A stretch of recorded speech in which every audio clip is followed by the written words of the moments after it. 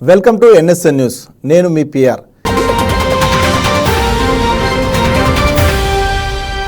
తెలంగాణలో ఓట్ల లెక్కింపునకు ఏర్పాట్లు పూర్తయ్యాయి. జూన్ 4న ఉదయం 8 గంటలకు ఓట్ల లెక్కింపు ప్రారంభం కానుంది. కౌంటింగ్ కేంద్రాల వద్ద సీసీ కెమెరాలతో నిఘా ఏర్పాటు చేశామని రాష్ట్ర ఎన్నికల కమిషన్ సిఇఓ వికాస్ రాజ్ తెలిపారు. ఎన్నికల కమిషన్ నియమాలను ఉల్లంఘిస్తే కఠిన చర్యలు తీసుకుంటామన్నారు. రాష్ట్రంలో 17 లోక్సభ నియోజకవర్గాలకు కంటోన్మెంట్ అసెంబ్లీ స్థానానికి నిర్వహించిన ఎన్నికల ఓట్ల లెక్కింపునకు అధికారులు ఏర్పాట్లు పూర్తి చేశారు. కౌంటింగ్ కేంద్రంలోకి ప్రవేశించే ఏజెంట్లకు సెల్ ఫోన్ అనుమతి లేదని, 4 అంచెల భద్రతతో పాటు 144 సెక్షన్ విధించనున్నట్లు ఎన్నికల సంఘం సిఇఓ వికాస్ రాజ్ తెలిపారు. ఏజెంట్లు ఉదయం 7 గంటల కల్లా తమకు కేటాయించిన కేంద్రాలకు చేరుకోవాలన్నారు. మొదట పోస్టల్ బ్యాలెట్ లెక్కించనున్నారు. పోస్టల్ బ్యాలెట్ను లెక్కించేందుకు 19 కౌంటింగ్ కేంద్రాలు, 276 టేబుళ్లతో పాటు 135 స్కానింగ్ సెంటర్లను అధికారులు ఏర్పాటు చేశారు. రాష్ట్ర వ్యాప్తంగా 34 కేంద్రాల్లో కౌంటింగ్ జరగనుండగా 3 చోట్ల 24 రౌండ్లు ఉన్నాయన్నారు. యాకుత్పుర, చొప్పదండి, దేవరకొండలో 24 రౌండ్లలో కౌంటింగ్ పూర్తవుతుందన్నారు. ఆర్మూర్, భద్రాచలం, అశ్వారావుపేటలో 13 రౌండ్లు ఉంటాయని తెలిపిన వికాస్ రాజ్ మధ్యాహ్నం 3 గంటలలోపు కౌంటింగ్ పూర్తయ్యే అవకాశం ఉందన్నారు. సర్వీస్ ఓటర్ల కోసం కేటాయించిన ఈటీపీబీ ఓట్ల లెక్కింపు కూడా పోస్టల్ బ్యాలెట్ లెక్కింపు కేంద్రాల్లోనే నిర్వహిస్తారు. వివిప్యాట్ స్లిప్పుల లెక్కింపు కోసం ఈవీఎం ఓట్ల లెక్కింపు కేంద్రాల్లోనే ప్రత్యేక క్యాబిన్లను ఏర్పాటు చేశారు. ఫలితాలను ప్రకటించడానికి ప్రతి లెక్కింపు కేంద్రంలో బోర్డులను ఏర్పాటు చేశారు. కన్యాకుమారిలో ప్రధాని నరేంద్ర మోడీ చేపట్టిన ధ్యాన ప్రక్రియ 2వ రోజు కొనసాగుతుంది. గురువారం రాత్రి మొదలైన మోదీ ధ్యానం ఇవాళ రాత్రి వరకు కొనసాగింది. వివేకానంద రతి స్మారకం ప్రాంగణం వద్ద మోదీ నిన్న చేసినట్లే సూర్యార్ధ్యం తదితర ధ్యాన ప్రక్రియలు చేశారు. కాషాయ రంగు దుస్తుల్లో నుదుటన విభూతి, చేతిలో జపమాల ధరించి ఆహ్లాదకరమైన వాతావరణాన్ని ఆస్వాదిస్తూ జపం చేశారు. అనంతరం మళ్లీ ధ్యాన మండపానికి వెళ్లి ధ్యానంలో నిమగ్నమయ్యారు. ఇందుకు సంబంధించిన ఫోటోలు, వీడియోలను బీజేపీ పోస్ట్ చేసింది. ప్రజాస్వామ్యంలో బీఆర్ఎస్కు తావు లేదన్నారు మంత్రి కోమటిరెడ్డి వెంకటరెడ్డి. శనివారం నల్గొండ జిల్లా కేంద్రంలో ఏర్పాటు చేసిన మీడియా సమావేశంలో మంత్రి మాట్లాడుతూ సోనియా గాంధీ లేకుంటే తెలంగాణ వచ్చేది కాదని అసెంబ్లీ సాక్షిగా మాజీ సీఎం కేసీఆర్ చెప్పారని గుర్తు చేశారు. వచ్చిన తెలంగాణలో 10 ఏళ్ల పాటు కేసీఆర్ అనేక మోసాలు చేశారని దుయ్యబట్టారు. లోక్సభ ఎన్నికల్లో బీఆర్ఎస్కు ఒక్క సీటు కూడా రాదన్నారు. జూన్ 4 తర్వాత బీఆర్ఎస్ కనుమరుగవడం ఖాయమన్నారు. మరో 10 ఏళ్లు తెలంగాణలో రేవంత్ ప్రభుత్వమే ఉంటుందని మంత్రి చెప్పారు.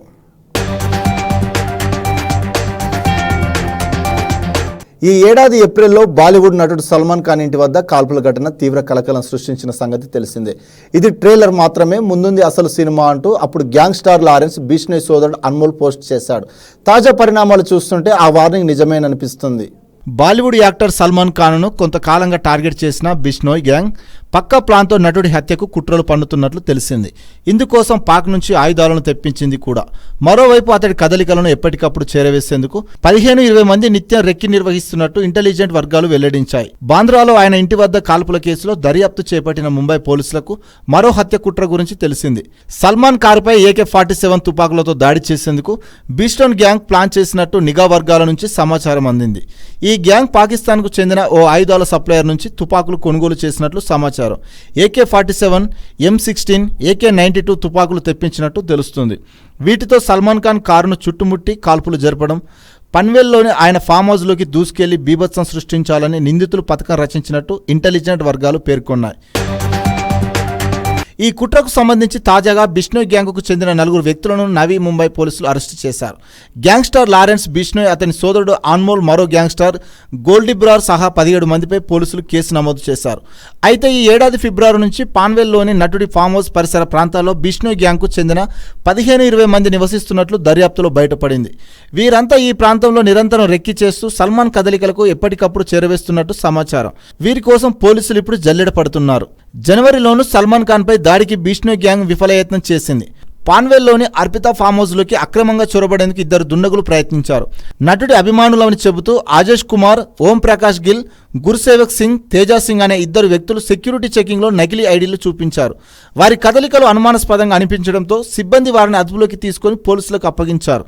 దీనిపై కూడా దర్యాప్తు జరుగుతోంది. కాగా రాజస్థాన్లో కృష్ణ జింకలను వేటాడి చంపిన కేసులో సల్మాన్ ఖాన్ పేరు బయటకు వచ్చిన నాటి నుంచి బిష్నోయ్ గ్యాంగ్ సల్మాన్ని టార్గెట్ చేసింది.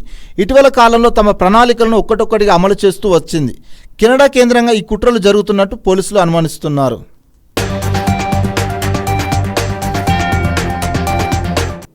ఆంధ్రప్రదేశ్ అసెంబ్లీ ఎన్నికల ఫలితాలపై టీ కాంగ్రెస్ ఎమ్మెల్యే కోమటిరెడ్డి రాజగోపాల్ రెడ్డి ఆసక్తికర వ్యాఖ్యలు చేశారు. శనివారం తిరుమల శ్రీవారిని ఆయన దర్శించుకున్నారు. ఈ సందర్భంగా మీడియా ప్రతినిధులతో మాట్లాడుతూ ఏపీ ప్రజలు వైసీపీకి ఓటు వేశారా లేక మార్పు కోరుకుంటున్నారా అన్నది ఈసారి అర్థం కావడం లేదన్నారు. 2 రాష్ట్రాల ప్రజలు సంతోషంగా ఉండాలని ఆయన ఆకాంక్షించారు. అలాగే తెలంగాణలో బీజేపీ కాంగ్రెస్ మధ్య హోరాహోరీగా ఫైట్ జరిగిందన్నారు. బీజేపీ కన్నా కాంగ్రెస్కు మెజారిటీ ఎంపీలు వస్తాయని ఆయన ధీమా వ్యక్తం చేశారు.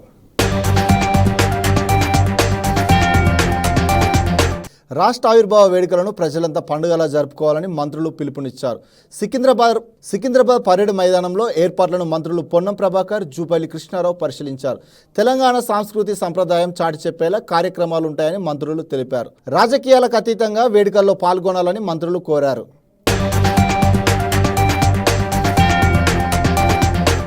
ప్రజల పాలన తెలంగాణ తెచ్చుకున్నటువంటి సందర్భంలో జరిగే వేడుకలు తెలంగాణకు ఒక గీతం ఉండాలని ఆనాడు ఉద్యమానికి స్ఫూర్తినిచ్చినటువంటి గీతాన్ని రాష్ట్ర గీతంగా నిర్ణయించుకొని రేపు ఆవిష్కరించుకుంటున్న సందర్భంలో అమరవీరుల కుటుంబాలను సన్మానించుకుంటున్న సందర్భంలో తెలంగాణ ఉద్యమ స్ఫూర్తిలో పోరాడినటువంటి వాళ్ళందరినీ కూడా జ్ఞాపకం చేసుకోవడంతో పాటుగా రాబోయే భవిష్యత్ తెలంగాణ ప్రజల ఆకాంక్షకు అనుగుణంగా ఏ విధంగా ఉండాలో ఆలోచన తీసుకుపోయే విధంగా ఈ యొక్క ఆవిష్కరణ దినోత్సవాలు జరుగుతూ ఉన్నాయి. అన్ని రాజకీయ పార్టీలు ఈ యొక్క వేడుకలు జరుపుకోవాలి, అందరూ కూడా భాగస్వాములు కావాలి. ఆనాడు తెలంగాణ పార్లమెంట్ సభ్యులంగా సోనియా గాంధీ గారు ఒకవేళ తెలంగాణ ఇచ్చే విషయంలో ఒక అడుగు వెనకకేస్తే తెలంగాణ రాష్ట్ర ఏర్పాటు కాకపోతుండే అనే మాట మాత్రం రాజకీయ పార్టీ అయినా ఏ వ్యక్తి అయినా ఏ సమాజానికి సంబంధించిన సోనియా గాంధీ గారు తెలంగాణ రాష్ట్ర ఏర్పాటు పాత్రను ఈ సందర్భంగా వారికి కృతజ్ఞతలు చెప్పేటువంటి బాధ్యత ప్రతి పౌరుందనే మాట సందర్భంగా మనం చేస్తూ ఉన్నాం. మేము మాకెప్పుడు 10 ఏళ్ల ఆహ్వానాలు రాలే. తెలంగాణ బిడ్డలమే ఇలా మాజీ ముఖ్యమంత్రి అయినా మర్యాదగా వారిని కూడా గౌరవించాలని ఆహ్వానం పంపినాం. తెలంగాణ రాష్ట్ర ఏర్పాటు అనేటువంటిది ఇంతకుముందు చెప్పినట్టుగా అందరి భాగస్వామ్యం కాబట్టి తెలంగాణ వేడుకలు మనందరి యొక్క జన్మదినము రాష్ట్ర జన్మదినంగా జరుపుకునే సందర్భం లోపల అందరూ సంతోషంగా భాగస్వాములు కావాలి. ఎక్కడికక్కడనే ప్రతి గ్రామాన తెలంగాణ రాష్ట్ర ఆవిర్భావ వేడుకలు జరగాలని కోరుకుంటున్నాం. న్యూఢిల్లీలోని కాంగ్రెస్ అధ్యక్షుడు మల్లికార్జున ఖర్గే నివాసంలో ఇండియా కూటమి నేతలు సమావేశమయ్యారు. ఈ భేటీలో కౌంటింగ్ రోజు అనుసరించాల్సిన వ్యూహాలపై చర్చించారు. లోక్సభ ఎన్నికల్లో ఇండియా కూటమి పూర్తి మెజారిటీ సాధిస్తుందని నేతలు విశ్వాసంతో ఉన్నారు. ఈ సమావేశానికి కాంగ్రెస్ నేతలు Sonia Gandhi, Rahul Gandhi, Priyanka Gandhi, Sharad Pawar, Delhi CM Kejriwal, Punjab CM Bhagwant Singh Mann, Jharkhand CM Champai Soren, Akhilesh Yadav, Tejashwi Yadav, Aaditya Thackeray, CPI నేత డి రాజా, సిపిఎం నేత సీతారాం ఏచూరి, డిఎంకే నేత టిఆర్ బాలు, ఫారూక్ అబ్దుల్లా పాల్గొన్నారు. అయితే ఈ సమావేశానికి తృణమూల్ కాంగ్రెస్ అధినేత మమతా బెనర్జీ, పీడీపీ నేత మహబూబా ముఫ్తీ డుమ్మా కొట్టారు. ఎన్నికల్లో టీడీపీ పార్టీ అభ్యర్థులు విజయం సాధించాలని కోరుతూ ఎన్టీఆర్ జిల్లా టీడీపీ కార్యకర్తలు పాదయాత్ర చేశారు. నందిగామ మండలం రామిరెడ్డిపల్లెం నుంచి పల్లగిరికొండపై ఉన్న వెంకటేశ్వర స్వామి ఆలయం వరకు పాదయాత్ర చేశారు. చంద్రబాబు ముఖ్యమంత్రి కావాలని స్వామికి మొక్కుకున్నామని తెలిపారు. అదేవిధంగా టీడీపీ అభ్యర్థులు కేశినేని చిన్ని, తంగిరాల సౌమ్య, శ్రీరామ్ తాతయ్య భారీ మెజారిటీతో గెలవాలని పూజలు చేశారు. తమిళనాడు మదురైలో చేపల వేట ఉత్సవాన్ని స్థానికులు ఘనంగా జరుపుకున్నారు. 5 గ్రామాలకు చెందిన వేలాది మంది తరలి వెళ్లి కల్లిందిరి గ్రామ చెరువులో చేపల వేట కొనసాగించారు. చిన్న పెద్ద తేడా లేకుండా వలలు, ఇతర సాధనాలతో చెరువులోకి ఫిషింగ్ చేశారు. అనంతరం దొరికిన పెద్ద పెద్ద చేపలు వండి స్థానిక దేవుడికి నైవేద్యంగా సమర్పించారు. 100 ఏళ్ల నుంచి ఈ సాంప్రదాయం కొనసాగుతోంది. ఇలా చేస్తే ఆరోగ్యం, పంట దిగుబడులు బాగుంటాయని స్థానికుల విశ్వాసం. ఏటా వేసవి ముగింపు సమయంలో ఈ ఉత్సవాన్ని నిర్వహిస్తారు. సిఎస్ జవహర్ రెడ్డి చుట్టూ భూమాఫియా తిరుగుతుందని టీడీపీ సీనియర్ నేత వర్ల రామయ్య ఆరోపించారు. ఆరోపణలకు సమాధానం ఇవ్వకుండా ప్రశ్నిస్తున్న మూర్తి యాదవ్పై బెదిరింపులకు పాల్పడమేంటని నిలదీశారు. ఎస్సీ, ఎస్టీ, బీసీ భూములు కొట్టేసిన ఉదంతంపై సిబిఐ లేదా సీట్ చేత గవర్నర్ విచారణ చేయించాలని డిమాండ్ చేశారు. అవినీతి ఆరోపణలున్న జవహర్ రెడ్డి సీఎస్ గా ఉంటే కౌంటింగ్ సజావుగా సాగదని, ఆయనను ఎన్నికల నిధుల నుంచి తొలగించాలన్నారు.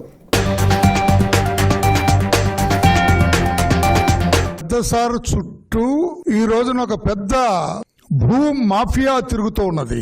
ఆయన దాదాపు 800 ఎకరాలు కొట్టేశారు. 2000 కోట్ల రూపాయల ఖరీదయ్యే భూమిని ఆయన కుమారుడు లేకపోతే ఆయన బినామీలు కొట్టేశారు. నా దగ్గర ఆధారాలు ఉన్నాయని చెప్పి మూర్తి యాదవ్ అనే ఒక కార్పొరేటర్ కావచ్చు, లేకుంటే జనసేన పార్టీ నుంచి ఒక నాయకుడు కావచ్చు, అతను ఆరోపణలు చేస్తే వేరే అధికారి మీద యాంటీ కరప్షన్ బ్యూరో చూస్తూ ఊరుకుంటుందా? మరి చీఫ్ సెక్రటరీ వైపే అన్ని వేళలు చూస్తూ ఉంటే మరి who has to take cognizance of this? Immediate గా గవర్నర్ గారు ఇంటర్ఫియర్ అవ్వాలా. మీ మీద నేను సిబిఐ ఎంక్వైరీ ఆర్డర్ చేస్తున్నాను, లేదా సిట్టింగ్ జడ్జి తోటి ఎంక్వైరీ ఆర్డర్ చేస్తున్నాను, లేదా ఒక సిట్ ఫామ్ చేస్తున్నాను. SIT will enquire against you. ఆ టైం వరకు మీరు మీ సిఎస్ బాధ్యతల నుంచి పక్కకు తప్పుకోండి, లేకపోతే సెలవు పెట్టి పక్కకు వెళ్ళండి, లేదా మీరే ఒక ఎంక్వైరీ కోరండి అని గవర్నర్ గారు ఆర్డర్ చేయాలా. యాంటీ కరప్షన్ బ్యూరో అని ఉన్నది మనకి. దానికి మొన్నటి వరకు డీజీపీ చేసిన రాజేంద్రనాథ్ రెడ్డి గారే చీఫ్గా ఉన్నారు. ఆయన ఏం చేయాలి? ఒక సుమోటో కేసు రిజిస్టర్ చేయాలా, ఒక ఎస్ఎస్ కేసు రిజిస్టర్ చేయండి. అక్కడ ఎస్సీ ఎస్టీ బీసీ భూములు కొట్టేస్తుంటే మీ మీద ఆరోపణలు వస్తే దానికి సమాధానం చెప్పకుండా నీ మీద పరువు నష్టం దావా వేస్తా, నీకు లీగల్ నోటీస్ పంపిస్తా, పంపించండి, ఏమవుతుంది? లీగల్గా అతను ప్రొసీడ్ అవుతాడు. మూర్తి యాదవ్ను బెదిరిస్తారేంటి? మీకున్న అధికారాన్ని పెట్టుకొని ఆ మూర్తి యాదవ్ను చంపేస్తారా? నేను అనుకుంటున్నా ఈ రోజున మూర్తి యాదవ్ ప్రాణానికి హాని ఉన్నది. మీరు ఆ పదవిలో కూర్చొని ఉంటే మూర్తి యాదవ్ అనుక్షణం అతని ప్రాణాలకి హాని, అతని మీద పెద్ద వేటకత్తి వేలాడుతున్నట్టే లెక్క. కేంద్ర ఎన్నికల ప్రధానాధికారికి మీకు డైరెక్ట్ క్వశ్చన్ ఇస్తున్నా. ఇన్ని ఆరోపణలు, అవినీతి ఆరోపణలు ఎదుర్కొంటున్న చీఫ్ సెక్రటరీ రేపు కౌంటింగ్ పర్యవేక్షించగలడా? పర్యవేక్షిస్తే న్యాయం జరుగుతుందా? జగిత్యాల జిల్లాలోని కొండగట్టు ఆంజనేయ స్వామి క్షేత్రం రామనామ జపంతో మారుమోగుతుంది. దీక్ష విరమణ చేసేందుకు రాష్ట్ర నలుమూలల నుంచి తరలివచ్చిన భక్తులతో ఆలయ పరిసరాలు కాషాయమయంగా మారిపోయాయి. ఈ రోజు పెద్ద హనుమాన్ జయంతి నేపథ్యంలో మాలదారులు భక్తులతో ఆలయ పరిసరాలు కిటకిటలాడుతున్నాయి. గురువారం ఈ ఉత్సవాలు ప్రారంభమైనప్పటి నుంచి భక్తులు దీక్ష విరమణ కోసం భారీగా తరలివస్తున్నారు.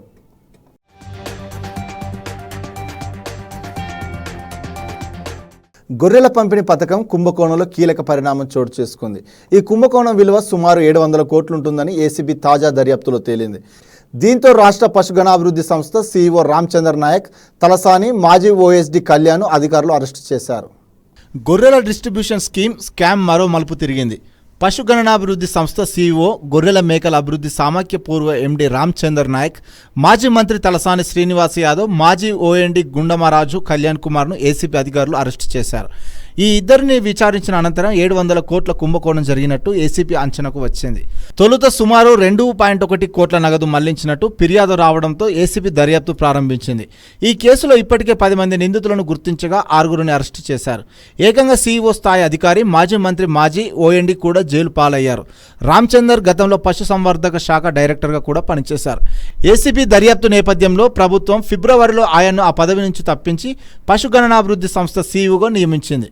లబ్ధిదారులకు పంపిణీ చేయాల్సిన గొర్రెలకు కేటాయించిన నిధుల్ని పక్కదారి పట్టించారనే ఆరోపణలతో తొలుత గచ్చిబౌలి పోలీసులు కేసు నమోదు చేసిన సంగతి తెలిసిందే.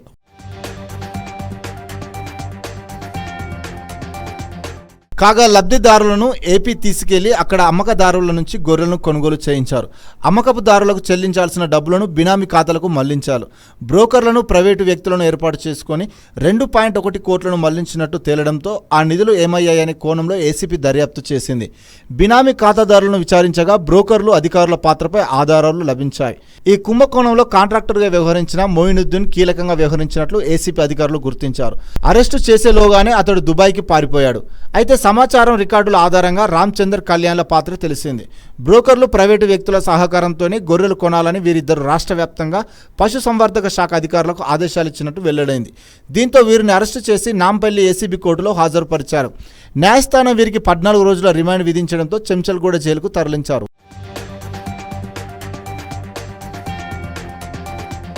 2015లో అప్పటి కేసీఆర్ ప్రభుత్వం గొర్రెల పంపిణీ పథకాన్ని ప్రారంభించింది. రాష్ట్ర వ్యాప్తంగా వేల మంది లబ్ధిదారులకు సుమారు 4,000 కోట్ల విలువైన గొర్రెలను పంపిణీ చేసినట్లు గణాంకాలు చెబుతున్నాయి. ఈ పథకంలో మొదటి నుంచి అధికారులు, దళారులు కుమ్మక్కై నిధుల స్వాహా చేసినట్లు ఏసీపీ దర్యాప్తులో తేలింది. కొంతమంది అమ్మకపుదారులకు డబ్బులు చెల్లించినట్టు రికార్డులు చూపించి ఆ నిధుల్ని ఈ మూట స్వాహా చేసింది. ఈ నిధుల్ని బినామీ ఖాతాల్లోకి మళ్లించి అంతా కలిసి వాటాలు పంచుకున్నట్టు వెల్లడైంది. ఈ కుంభకోణంలో కొందరు పెద్దల పాత్ర ఉన్నట్లు ఏసీబీ అనుమానిస్తుంది. రామచందర్ కళ్యాణ్ కోర్టు అనుమతితో కస్టడీలోకి తీసుకొని విచారించాలని నిర్ణయించింది. త్వరలోనే మరిన్ని అరెస్టులు జరిగే అవకాశాలున్నాయి.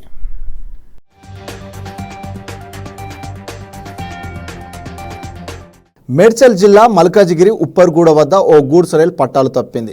కాజీపేట నుంచి సనత్ నగర్ వైపు బొగ్గు లోడుతో వెళ్తున్న గూడ్స్ రైలులో 4 బోగీలు పట్టాలు తప్పాయి. సమాచారం అందుకున్న రైల్వే సిబ్బంది వెంటనే ట్రాకులకు మరమ్మతులు చేపట్టారు.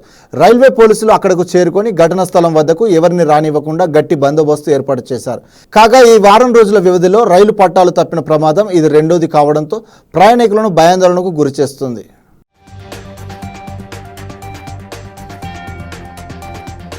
చదరంగంలో 5 ఏళ్ల ఇషాని చెక్కిలం అరుదైన రికార్డును నెలకొల్పింది.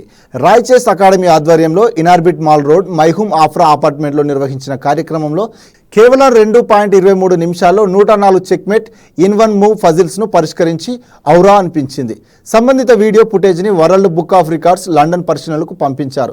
ఈ కార్యక్రమంలో ముఖ్య అతిథులుగా మంత్రి Konda Surekha, British deputy high commissioner Gareth Wyn Owen హాజరయ్యారు. Cigniti technology chairman CV Subrahmanyam, తల్లిదండ్రులు శ్రీకాంత్, శ్రావ్య, అకాడమీ వ్యవస్థాపకులు రాజశేఖర్ పాల్గొన్నారు.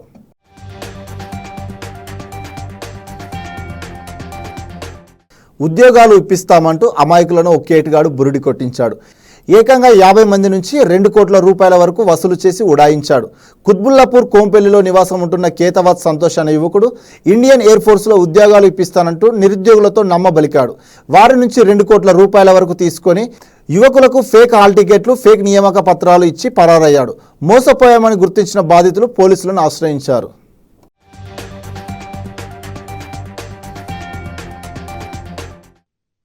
అతను మమ్మల్ని డబ్బులు తీసుకొని జాబ్లు ఇప్పిస్తామని చెప్పి ఆయన ఐడెంటిటీ కార్డు, ఆయన ఉన్న అన్ని ఎయిర్ ఫోర్స్లో ఉన్న అన్ని చూపించి మేము నమ్మి డబ్బులు ఇచ్చాము.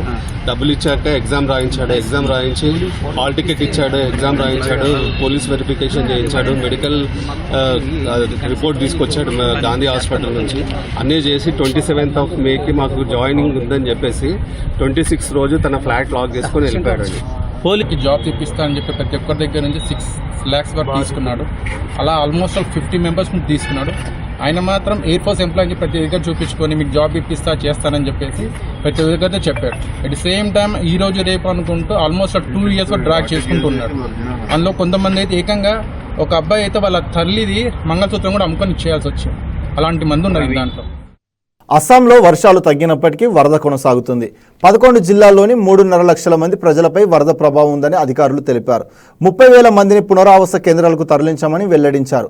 అనేక ప్రాంతాలలో రోడ్లు, రైలు నెట్వర్క్ దెబ్బతినడంతో వాహనాలు ఎక్కడికక్కడ నిలిచిపోయాయి.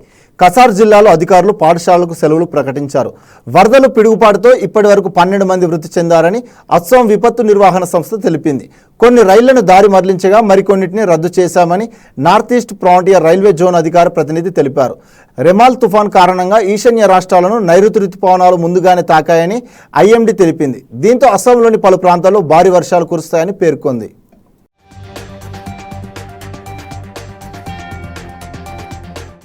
భారత క్రికెట్ జట్టు ప్రధాన కోచ్గా ఎవరు వస్తారనే దానిపై సర్వత్రా ఆసక్తి నెలకొంది.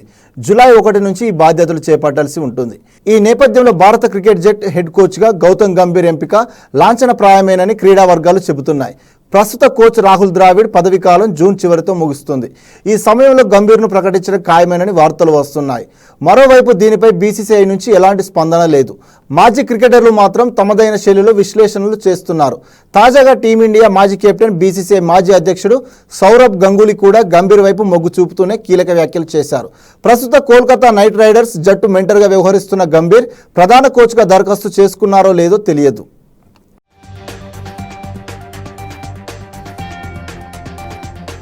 హోటళ్లు, ఇతర వాణిజ్య అవసరాలకు వినియోగించే సిలిండర్ ధర మరోసారి తగ్గింది. అంతర్జాతీయంగా చమురు ధరలు దిగి రావడంతో 19 కిలోల సిలిండర్పై చమురు సంస్థలు 69 రూపాయలు తగ్గించాయి. ఢిల్లీలో ధరల సవరణ తర్వాత వాణిజ్య సిలిండర్ 1676 రూపాయలకు చేరింది. హైదరాబాద్లో 1925 రూపాయలుగా ఉంది. వాణిజ్య సిలిండర్ ధరను తగ్గించడం వరుసగా ఇది మూడోసారి. ఇంతకుముందు ఏప్రిల్ 1న 30 రూపాయలు, మే 1న 19 రూపాయలు తగ్గించారు. గృహ వినియోగ సిలిండర్తో పాటు పెట్రోల్, డీజిల్ ధరల్లో ఎలాంటి మార్పు లేదని చమురు సంస్థలు తెలిపాయి. అయితే ఏవియేషన్ టర్బన్ ఫ్యూయల్ ATF ధరలను చమురు సంస్థలు 6.5% తగ్గించాయి. ఢిల్లీలో కిలో విమాన ఇంధన ధర 6,673 రూపాయలు తగ్గి 94,969కి దిగొచ్చింది.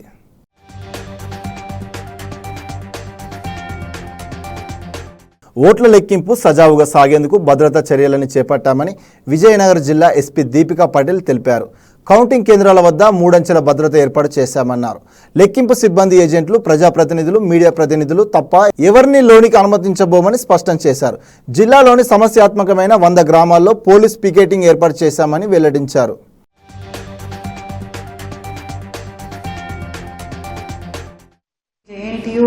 రెండు కౌంటింగ్ సెంటర్స్ దగ్గర కూడా 3 లేయర్స్ లో మనం సెక్యూరిటీ ఏర్పాటు చేశాము. కౌంటింగ్ సెంటర్స్ రెండిటి చుట్టూ కూడా ఒక 2 కిలోమీటర్స్ రేడియస్ లో స్టెరైల్ చేస్తాము. Except candidates, counting staff, agents, ఇంకా ఆథరైజ్డ్ మీడియా పర్సనల్, వీళ్ళు వదిలేసి ఎవ్వరికి కూడా దీంట్లోకి వెళ్తానికి అనుమతి ఉండదు. ఏదైనా గొడవలు పడే అవకాశం ఉందో ఈ 100 విలేజెస్ లో కూడా పికెట్స్ పెడతాం జరిగింది. ఇవి కాకుండా రూట్ మొబైల్స్ కూడా ఉన్నాయి. అయితే ఈ విలేజెస్ ని కంటిన్యూస్ గా కవర్ చేస్తూ ఏమైనా లా అండ్ ఆర్డర్ ఇష్యూస్ రాకుండా చూసుకుంటాయి. సో ఇట్లా మొత్తం అంతా యంత్రాంగం రెడీగా ఉన్నాము ఒక పీస్ఫుల్ కౌంటింగ్ చేపిస్తానికి. దీంట్లో ఎవరైనా డిస్టర్బెన్సెస్ చేసినా, ఏదైనా రూల్స్ ఉల్లంఘించినా కూడా వాళ్ళ మీద ఐపీసీ కింద కేసెస్ కట్టి, నాన్ వేరియబుల్ కేసెస్ కట్టి వాళ్ళని అరెస్ట్ చేస్తాం జరుగుతుంది. అధినేత చంద్రబాబు సీఎం కావాలంటూ విజయవాడ దుర్గగుడి సమీపంలో కాదిరి బాబా దర్గాలో ముస్లిం మహిళలు ప్రత్యేక ప్రార్థనలు నిర్వహించారు. జూన్ 4 తర్వాత రాష్ట్రానికి పట్టిన దుష్ట పరిపాలన పోతుందని మైనారిటీ నాయకురాలు షేక్ ఆషా అన్నారు. ప్రార్థనల అనంతరం పేదలకు అన్నదానం నిర్వహించారు. టీడీపీ అధికారంలోకి వస్తేనే రాష్ట్ర అభివృద్ధికి అడుగులు పడతాయన్నారు.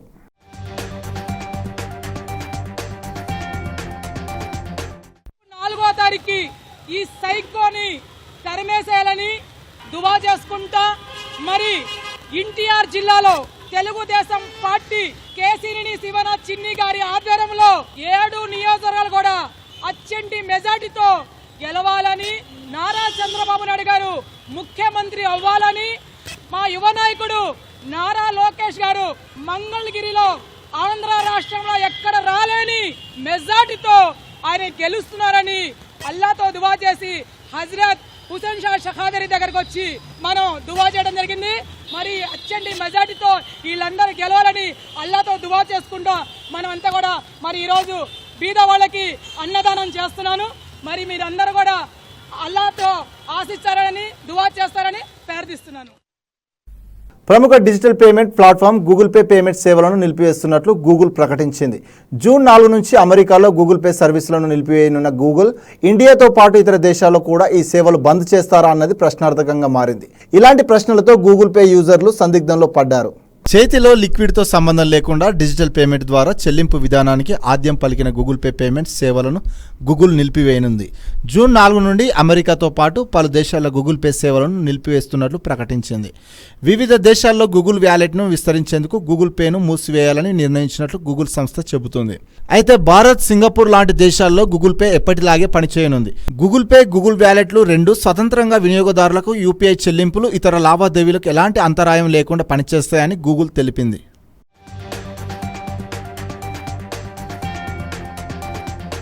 ఇంతటితో ఈ వార్తలు సమాప్తం. మరిన్ని వార్తలతో మళ్ళీ కలుద్దాం. అంతవరకు చూస్తూనే ఉండండి మన NSN న్యూస్.